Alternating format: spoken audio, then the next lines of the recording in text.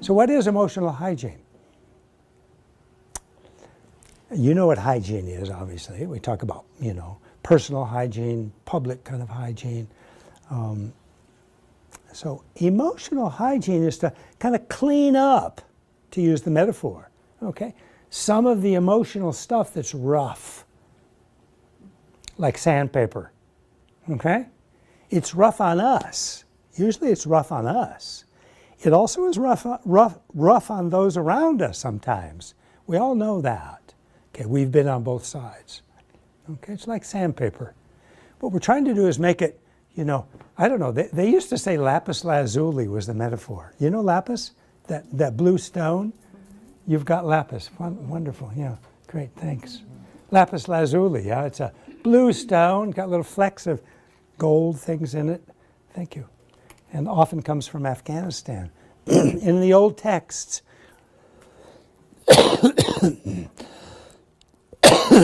excuse me. In the old text, when they talk about smoothness, they usually talk about lapis lazuli, okay? So that's kind of the opposite of sandpaper here, emotionally, okay? So emotional hygiene is to, make our emotions more like lapis lazuli, okay? Make it more like honey, that it glides. I'm going to date myself, but when I went to college, there was a guy by the name of, I remember his nickname, what's his name now? They called him Silk. Played for UCLA, great basketball player. If I knew the name, you'd know him. Chamberlain? Huh? No. Anyway, and they called him Silk because he was so smooth on the court. He was like a ballet dancer. Okay, so that's kind of what we're looking at in terms of our emotional hygiene, is to make our stuff smooth like a ballet dancer. Okay, and let's talk about that a little more because that's important. So first we have to recognize. That's a key. Often these, sometimes we call them, in Tibetan we call them numompa, and in Sanskrit klesha. Some of you know those terms. Okay, this is the sandpaper. This is the roughness of our emotions. Sometimes they're aggressive, things like anger, jealousy.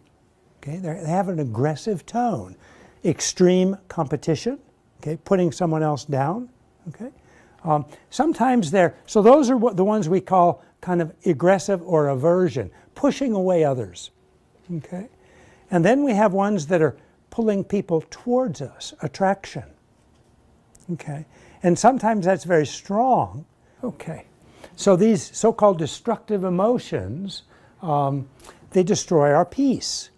Okay, they take us away from our balance.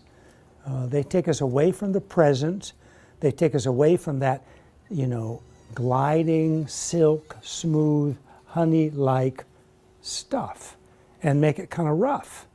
Okay, so the aggressive aversion stuff push others away, and the ones that are, pulling the other way are like desire, strong desire, compulsive stuff, addictive kind of stuff. These things, kind of pull strong towards, okay, both getting us out of balance. Okay, so destructive emotion destroying our peace, our balance. Okay, so first we need to recognize them, because sometimes these things happen subliminally, right? Like the negative judgment stuff. Many of us have that record playing a lot. When we see, hear, or think, usually of somebody else, we put them down. Usually we put them down. And we do the same thing with ourselves. Often we just, we compare with others and we put ourselves down. And often it happens nearly subliminally and often not aware of it.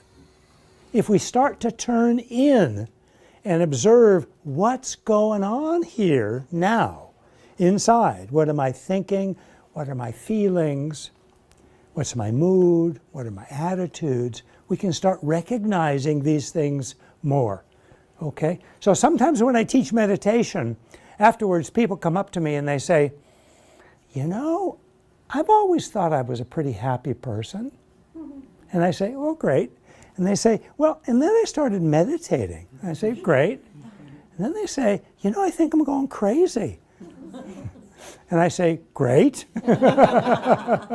Or sometimes I say, congratulations. Yeah.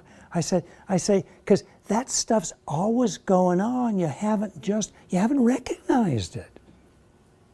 So it's a little painful sometimes to recognize all of our stuff, because we all have a lot of stuff, okay? And sometimes it's a little painful to see that, okay? But that's growth, okay? That's growth. Yeah. So recognition is very important. How do we do that? Spend more time just looking in, right now. What am I thinking? What's going through my mind? What am I feeling? Okay. What are even the sensations in my body? What are my attitudes, my kind of general mood? All that stuff. Just check up.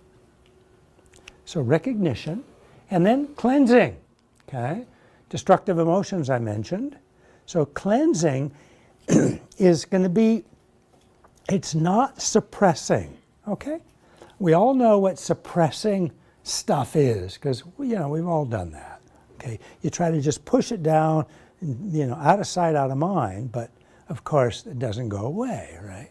And it usually comes back stronger. So that's not so healthy, to suppress the so-called negative or destructive emotions, okay? So what do we try to do?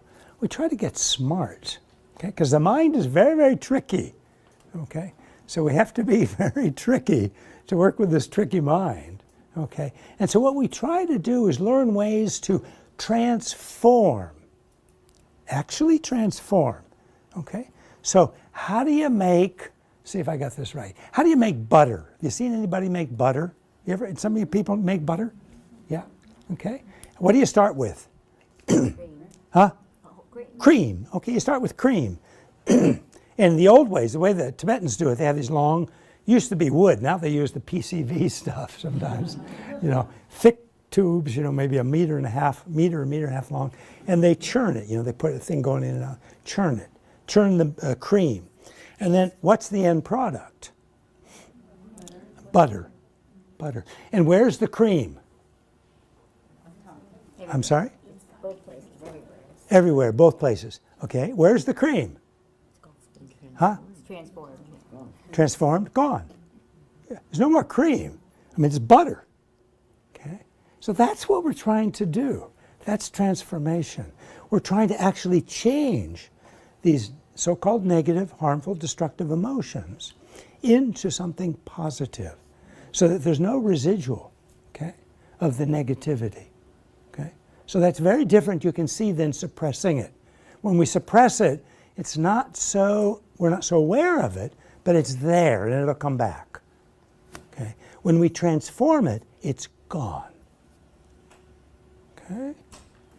At least that particular emotion at that time. Doesn't mean all of our, for example, anger is going to be gone when we transform one time. Doesn't mean that. We have to do more work to get that anger completely transformed. Possible, we'll talk about that. But, so that's what we mean by cleansing. Okay.